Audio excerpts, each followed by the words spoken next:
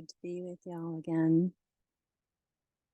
Today, September 4th, 2023. I'm going to see if my technology will hold for this conversation to happen outside. In the midst of my morning ritual, I'm on my trampoline, which I try to be on every morning, here outside of the yurt, getting some morning sun. And I made a post yesterday because it was a very auspicious day, very powerful day, September 3rd. 25 years ago, my husband went off on a nighttime flying mission and never came home. And yesterday's anniversary, really, the energy of it just knocked me over.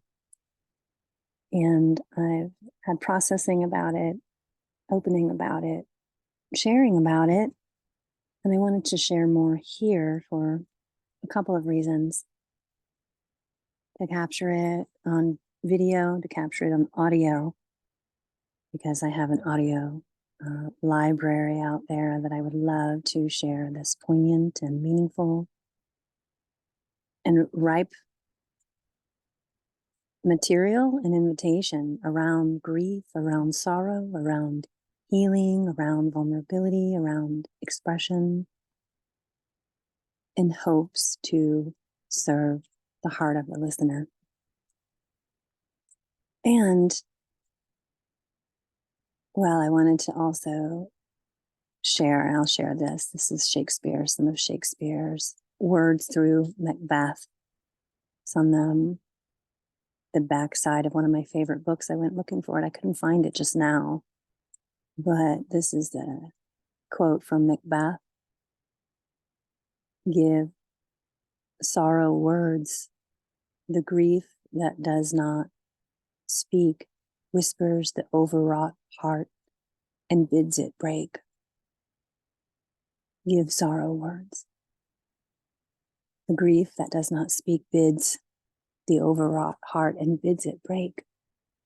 This is what happens when we don't share, when we don't speak, when we don't grieve, when we don't share what is true for us, our confusion, our despair, our loneliness, our confusion around sorrow and grief.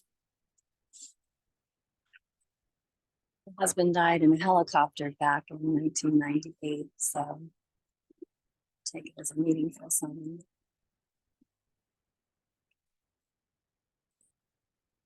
There were two helicopters that night that collided into each other, and 6 men on each of those aircraft died on the desert floor in Nevada. And part of the confusion of the night that he died, because he went off to work on September 3rd, and I woke up, he wasn't in the home. I had called the squadron. They knew they were dead, but there was protocol in place, and the person who answered the phone was just kind of pretending that they were looking for him. They were going to get back to me. The person who was on the phone with me knew that people were arriving to my home momentarily to tell me about his death. It was all over the news. One of the widows found out from CNN that helicopters had crashed. Of course, your husband's flying, he's not home, there's been an accident. It's not that hard to figure out. It was a mess, that entire accident at Nellis Air Force Base, the 66th Rescue Squadron. It was a mess on many levels. So he went off flying September 3rd and died in that evening of September 3rd, but we didn't find out about the news, of course, till the next morning, which is this morning, September 4th, 25 years ago. And so I thought also that was poignant and interesting that I did the bulk of my share yesterday, and also felt compelled to share again today, because some of the other widows, and you all know, that have suffered death and loss, that the date is meaningful. The date is meaningful because we use it to mark time for ourselves and our healing process. We mark it, the year, the second year, the 5th year, the 10th year, the 25th year. We mark it. That's what we do as creatures through space and time. We mark time. So it was really important. One of the widows, it was their anniversary. And I think another of the widows, it was her birthday, either the 3rd or the 4th. And so for about a week, maybe more, we didn't actually know if they had died on the 3rd or if they had died on the 4th. And so we were trying to figure out so that could be marked. It is marked September 3rd, but it took a minute to figure that out. Today is September 4th, and I'm going to share with you what I wrote yesterday and posted on social media in hopes of opening more hearts and inviting more grief and inviting more emotion, inviting more feeling, inviting more curiosity, inviting more healing around your loss, around the deaths that you have experienced, that you will experience. Permission granted to be messy in the grieving process and the healing process. And I hope that you have people in your life who will witness you and love you and tend to you, guide you, support you when you are going through your shaky times around sorrow and grief and death and loss. So here is what I wrote, and I pray that it serves you in any way that it can. I've been in a tsunami of feelings today. That was yesterday. Thought I was starting off the day with super open-hearted and loving. The tides shifted radically, and after connecting with my old military crew and the Lewis family, I fell into waves of emotion that overwhelmed me. Saying grief is complex is an understatement, and for those not yet seasoned by loss, it remains mostly a fear-inducing abstract experience. Gregg died 25 years ago today. He flew off into the night and exploded into the nothingness along with 11 other companions. His death cracked me open to everything I am. His death marked my soul path and initiated me into a realm where there are no markers for how to make it through.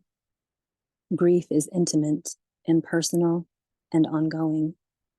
I used to despise grief and anyone who was grief-stricken, and much preferred the cleanness and clarity of death itself. Powerful, true, and non-negotiable.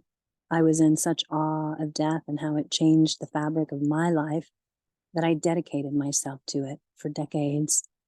As a nurse, as a guide, as a holder of sacred spaces, and death and dying dinner parties. I taught about it, spoke about it, wrote about it, and prepared others for the crossing over. Death had come for me, and I reluctantly, and then finally, surrendered as wholly as I could, serving my heart and the heart of others. Grief, though, grief is its own energy. With grief, I pretended, I avoided, I pushed, I shape-shifted, I numbed, I addicted, I ran, I denied.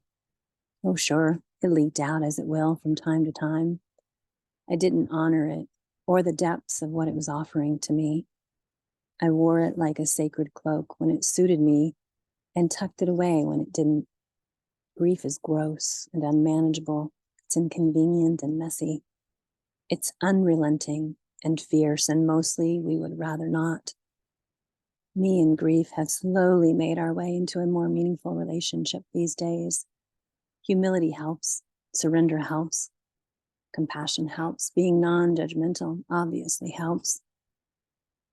A willingness to stay open while feeling is paramount and one of the most terrifying energies I have encountered to date.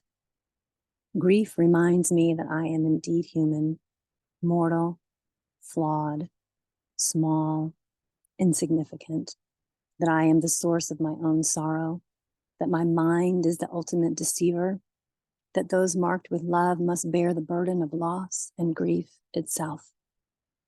Grief came again to sit with me today, raw and unreasonable.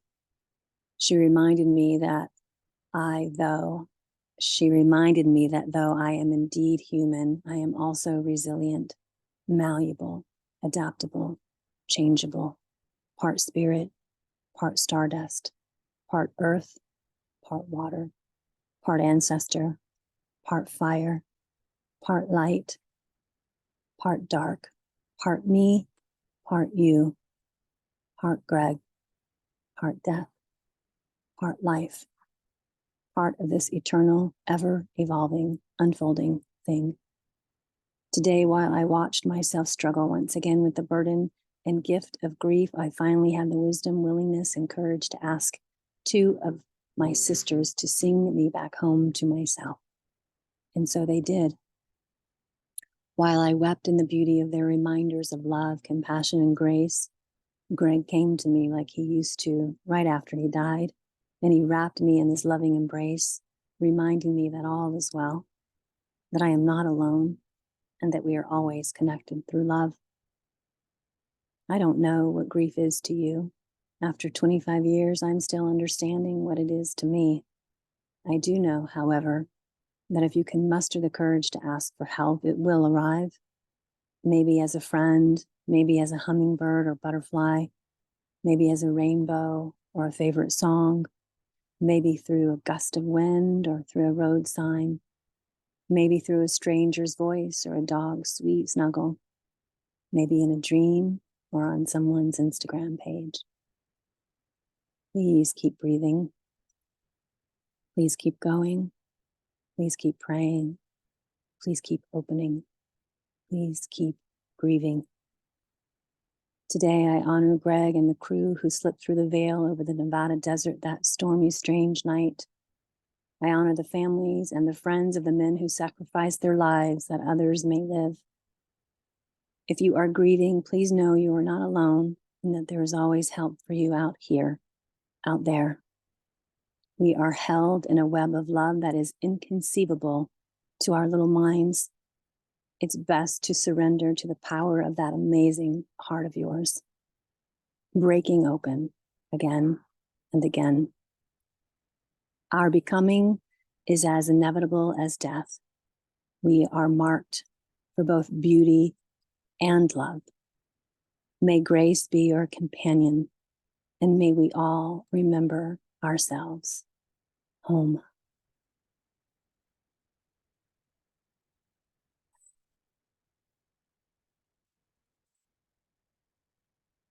May we all remember ourselves home.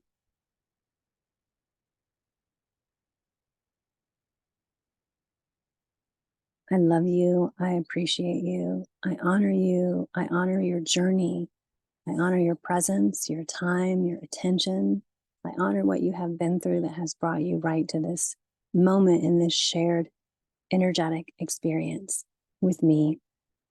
I pray that this message, that what you've seen and heard will serve you today and in the days ahead. And I pray for your continued willingness to move deeper and deeper into the energy of your heart space, where all is well, where we are held. Love you. I love you. Take care. I'll be with you again soon.